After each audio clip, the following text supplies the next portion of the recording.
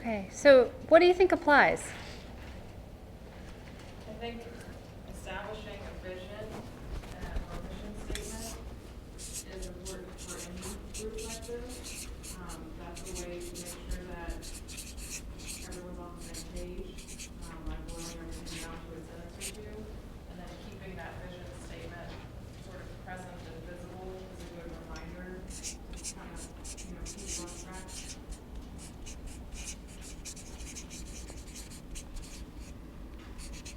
And those vision statements are hard. It's hard to capture, but yet it be compelling. Like the classic one is Kennedy's, we're going to put a man on the moon. Because you can see that, and that is measurable, and you know what that looks like, but it's really, really tough, yet motivating, inspiring. Like the public school curriculum about road policies. I know we have that in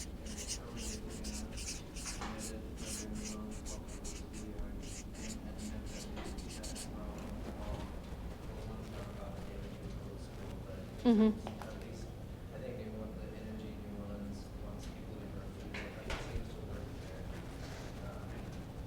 Education system using like for chefs. Yeah. Establishing specific goals.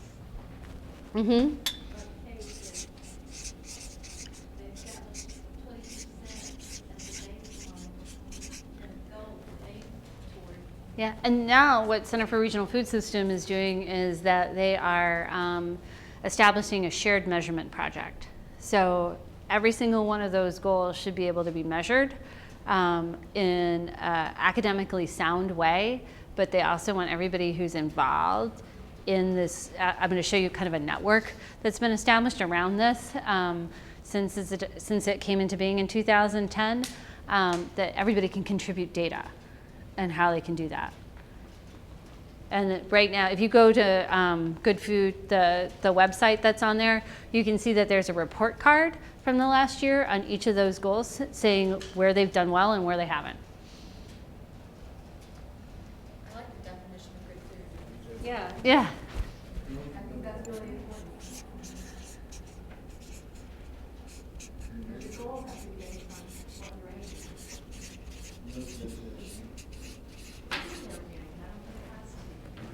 Mm-hmm. Sustainably grown, I think all the other things can mean organic or they can mean naturally grown.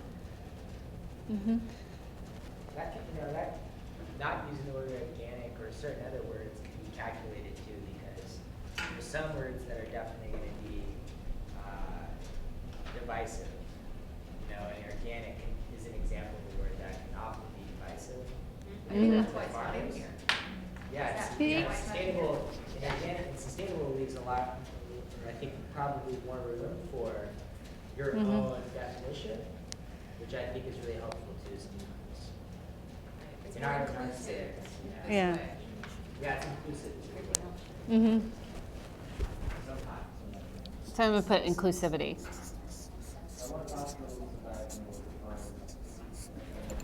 Hospitals and farms.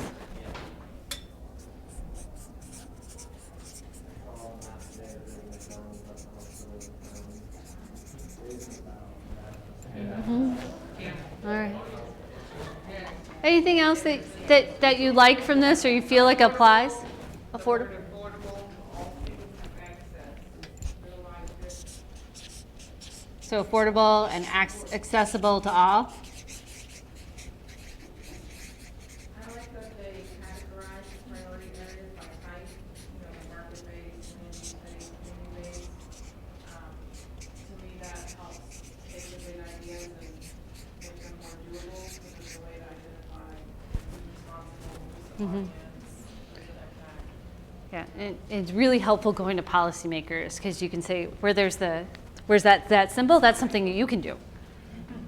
Mm-hmm. All right, now, here we go. What doesn't apply? And I kind of laugh when I see this. The healthy schools had no fried food served. I think there'd be an outcry in Louisiana if you had no fried food. Okay. I have to go down and try myself. Fried food seems cool. I mean, it didn't have to be all. Right. They have fryers that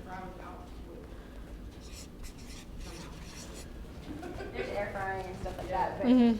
you know, every once in a while, you just want some good fried shrimp. It's a little overwhelming having 25 priority areas. Uh-huh. For a new council, you might want to start a bit smaller and not try to mimic this.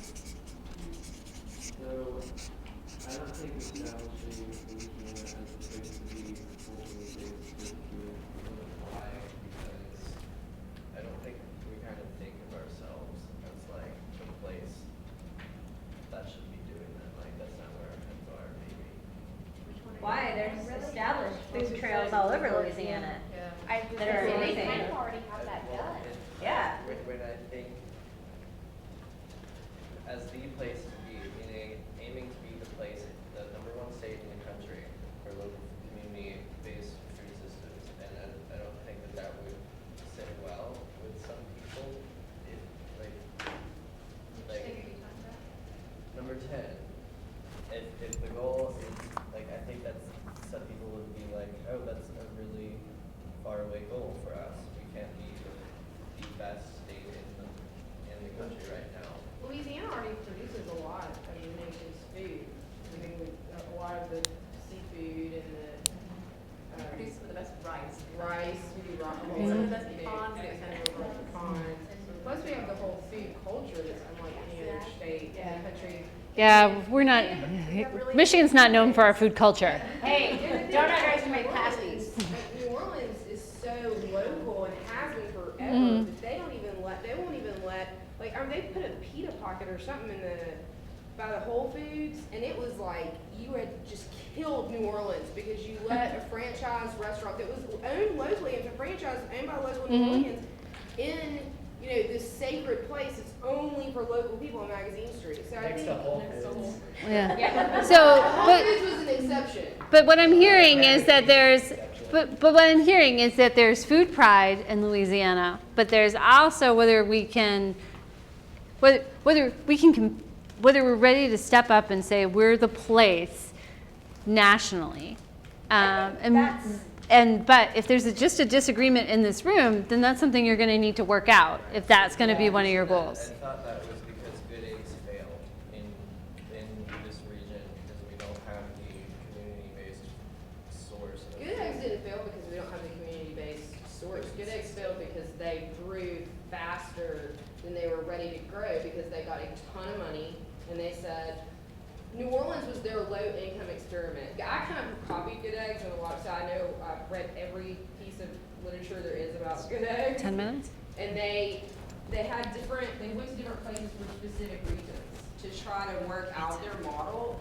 And their model is incredibly complicated. When you think about it, when I thought about it, I'm going to buy local food from local farmers and I'm going to bring it to people. It doesn't sound that complicated, but it is. Oh, it's insanely really complicated. complicated. I mean, it is far more complicated. I don't think they failed because we don't want it. They Yeah. failed because they haven't perfected their method.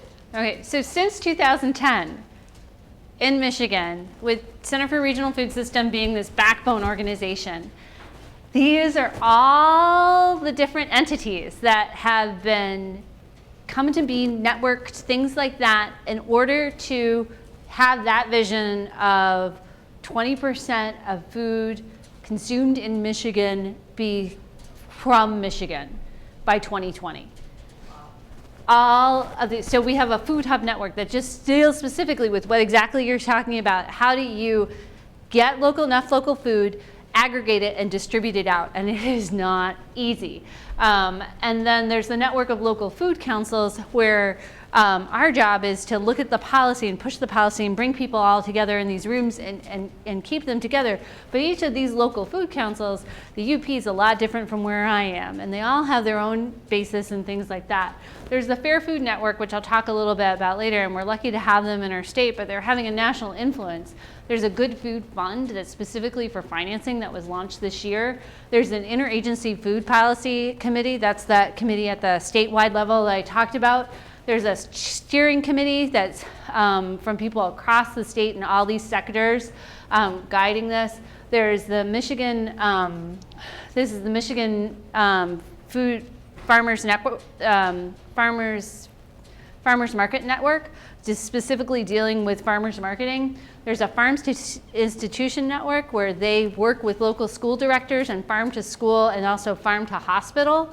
And one of the things that they do is every month they feature a Michigan product on their website, and then 2 local food directors, either at hospitals or at school districts, give them recipes where they can use Michigan apples or Michigan rutabagas or whatnot in order to process them and serve them at that big scale. Because it's not as easy to cook and serve on a big scale as it is in your home.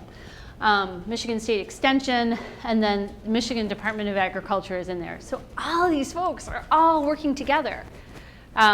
And it takes all of that to get us as far as we've gone. And some of these goals, if you go, we haven't moved the needle much, especially on food infrastructure.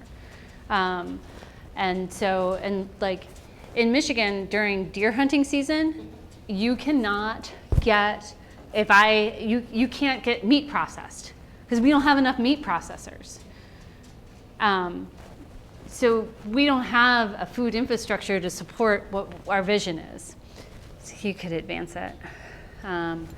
We're gonna skip over that because we kind of did that and we're running out of time. I'm gonna give you a couple of examples from our state just as inspiration.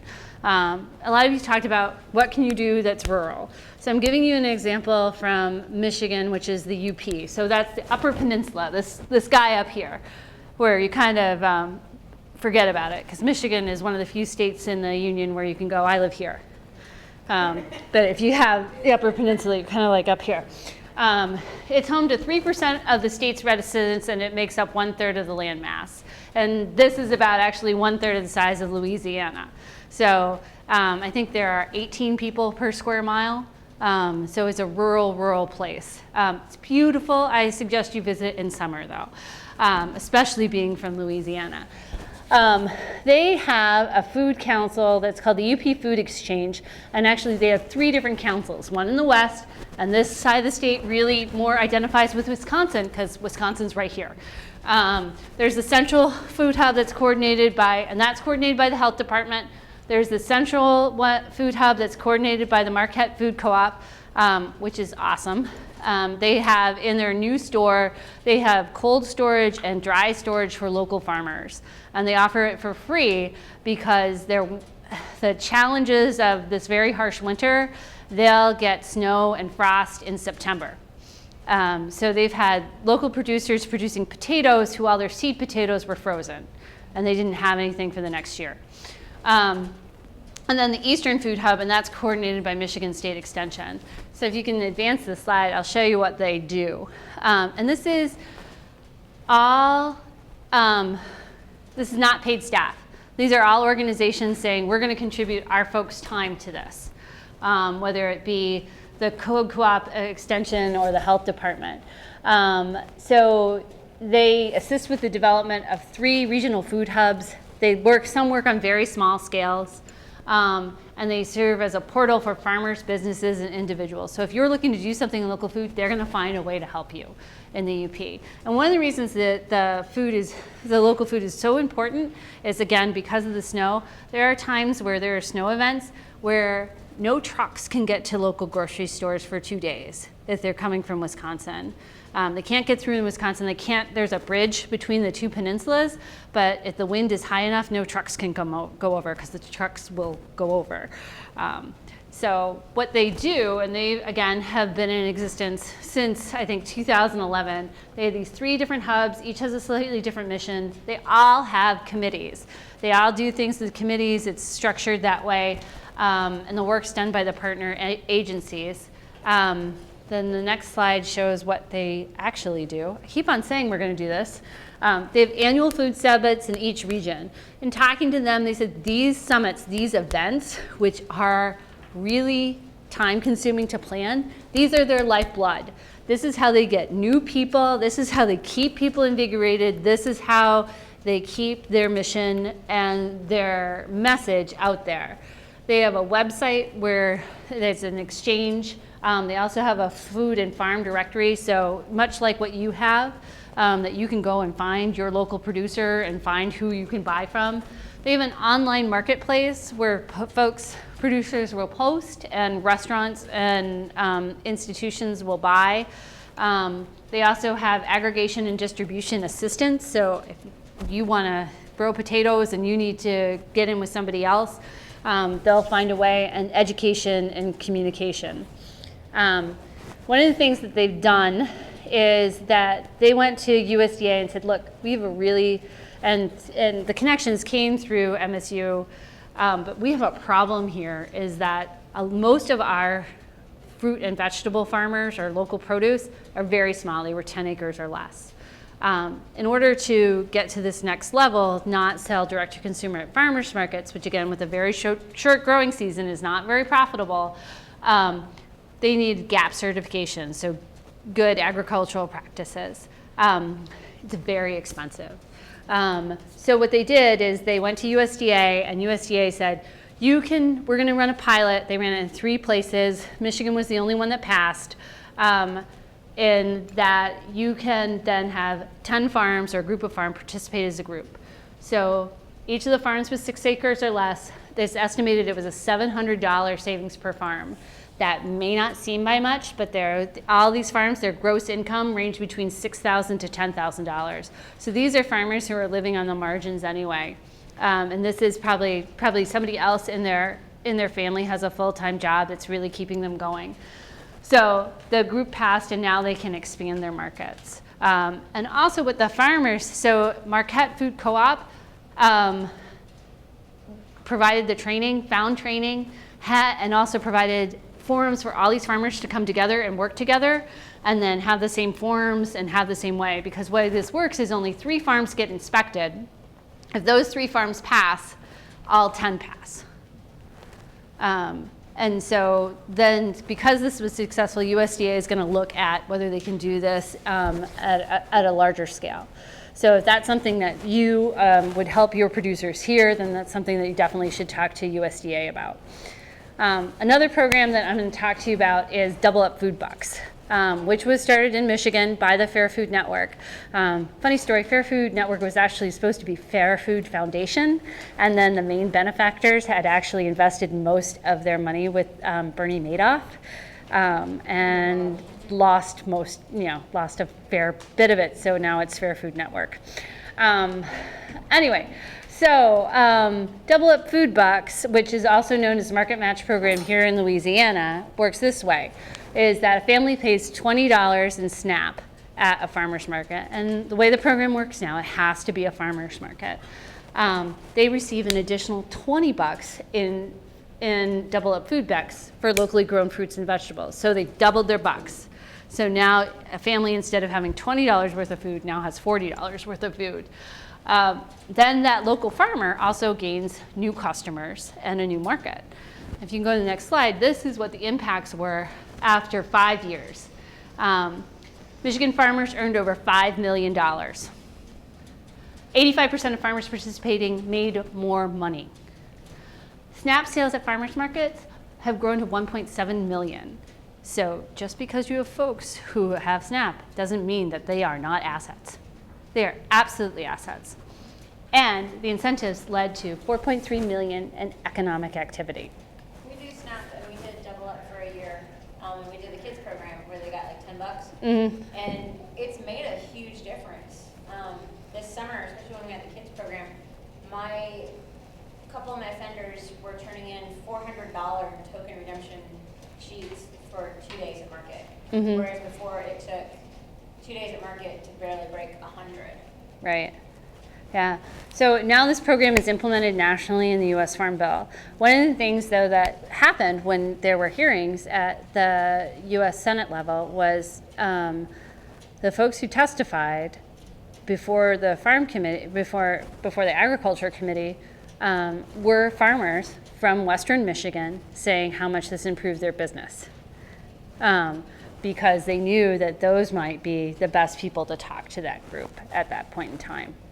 How was it funded? So the Fair Food Network brought the match money. So what happens then is at the U.S. at this level, the U.S. Farm Bill has some money to go towards it, and then I think a local match also at the state level or county level has to happen. The other thing is there's kind of like hidden logistics to this, is that you have to have an EBT or a SNAP reader. So at your farmer's market, then at least in Michigan, you can weigh in whether your experience was the same. There were a lot of farmers markets that didn't have those readers. They didn't even have electricity sometimes. So even to get the electricity to plug it in, and then to get the landline, and then we had a whole snafu this summer where a lot of farmers markets had gotten a reader through a grant program, but they got them for 2 years, and then somebody figured out in May that their reader was going to be gone in July. And in Michigan, like, July is a prime month. Like, you know, we only have so much time to grow. Like July, August, September, these are great months at the farmer's market. If your reader is gone, what do you do? So actually those materials and those supplies, they make a difference. And then you have to have a staff person or a market manager, or maybe somebody else in the market manager, who takes in the tokens, counts them up, reimburses the. It's not just as simple as $20 here gets doubled and somebody goes home with more fruits and vegetables. There's other layers of things in between, and that's a lot of times also what gets lost when we're talking about food system work, is that we think, oh, we do this and do this, but there's a lot of logistical things in between, even for something as simply as doubling up bucks. So, so then I'm going to end, because we're at the end, and we can talk a little bit about it whatever time we want. But really, now the challenge for you is what food policy work needs to be done, and who can do it. And definitely, people around this table, you can do it. You can absolutely do it. And then, but also you need partners, you need teammates, you need networks. And who are those folks to bring in? And it may be some folks that you're uncomfortable with and you don't know much about. But I will say, so I've gone to this, I've gone to this committee meeting at the state level where there's these department heads, and there's a bunch of different people on it. And one person I went with, her name is Amanda Edmonds. She's from Ypsilanti. She's established a nonprofit there that does community gardens in affordable housing and low-income areas, and now they run the farmers markets. Now, actually, she's the mayor of Ypsilanti. So she is a passionate food advocate, as passionate as you get. And also at the table is a guy who represents the trade association of all the grocery stores and convenience stores and gas stations in Michigan. Now, I describe these two characters. You might think that they don't get along just because of the two spheres that they represent. Amanda told me when we walked into the room, she's like, Ade, I've learned more from him about the food system than anybody else. Because he knows that world and he knows his processors. And he does think it's wrong that it's harder to get a WIC license in Michigan than it is to get a liquor license. But he knows how his sphere works, and Amanda knows how her sphere works. And the fact that they can sit down together and learn from each other and talk to each other and then have policy change to make a better food system is one of the most powerful things that I think I've seen.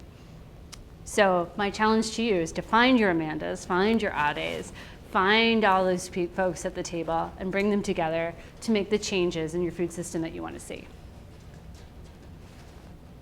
So, any questions or comments or discussion? You want to move to Louisiana?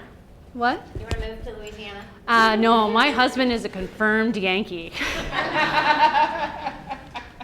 No, thank you. This is very, very cool. You brought up a lot of good things and a lot of really good points that can get lost in the who needs to be here with us shuffle. Mm-hmm. So I appreciate it. Yeah. Well, what have you found that you find people that are already moving, doing something in certain categories or on councils already, or maybe for somebody that's already active? So, People that are active as opposed to. yeah, so if there are people who are active, then I think what's important to do is to invite them to the table and also hear their voices, and they have a chance to influence your agenda and where it's going. Because if they don't have buy-in, they're not going to be there long term. And it's got to communicate to their values and what they do. But a lot of times there's intersections and things that we don't, again, we don't know about. Like, it's how hard it is to get eggs from point A to point B at scale. And it really is, it's difficult. And even for those big, huge companies, it's difficult for them. They've just figured out systems and have been doing it a lot longer a lot of times. Did I answer your question? Yes. Okay. The challenge in Louisiana is somebody pointed this out before, we are a commodity farming state. We have very few farms that grow vegetables. The only thing I know that can in Louisiana is sweet potatoes. I believe that's the only cannery we have in the whole state. Yeah, and in Michigan, specifically in the UP, it's mostly commodities. And it's a lot of winter wheat and things a commodity crop that will cope well under that climate. And a lot of Michigan's farmland is either in commodities, and so the question is, how do you transition from commodities to vegetable or fruits? And then also, I don't know your average age of farmer here, but in our state, I believe it's in the 60s. So that, It's dropped under 60, I think, the last time I heard. yeah, It's like 50-something now? yeah, Isn't that what we kind of have gotten because the federal government has encouraged that with the subsidies, so that that's what we have now, because it's easier to grow everything in California because of their growing Yeah. seasons, and so let's just ship it, and then everyone else, we're just going to pay you to grow what grows best where you are on a huge scale. So we have no small farmers, we have all these huge farmers. So we've Yeah. gotten exactly what Yeah. we've created. but that's, through policy. yeah. Costs are gonna be too much, people don't want. Well, no, I know. I'm just saying that we have created this through policy. But at some point, we're gonna, Yeah, yeah. Well, and I think that's what the federal government is now. I don't want to interrupt too much just because it's past 8:30, and so I want to make sure that all these conversations are great, but I want to make sure people feel like we need to get out of here. which So you is get can, out of here. yeah. But I do want to add real quick after I say that,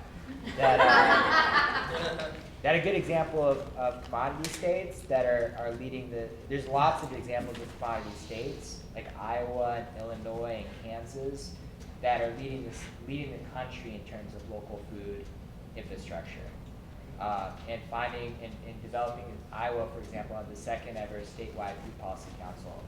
And Governor Vilsack, who's now Secretary of Agriculture, is pouring money into local food development because he understands the benefits of local food development across the country based upon his work in Iowa. So whether you're a commodity state or not doesn't necessarily matter as far as developing a local food infrastructure, like you just said, Carol, because there's benefits based upon the Yeah. energy and other opportunities Well, I and think economic. That's what the government understands, and that's why they're putting so much money into local Right? food. Yeah. But I mean, it's just gonna take time. But I do, before we take off, I want to, first of all, I want to thank Megan for the great presentation, the resources. Oh, And you can spread, excellent. you can share the love of Louisiana across the country.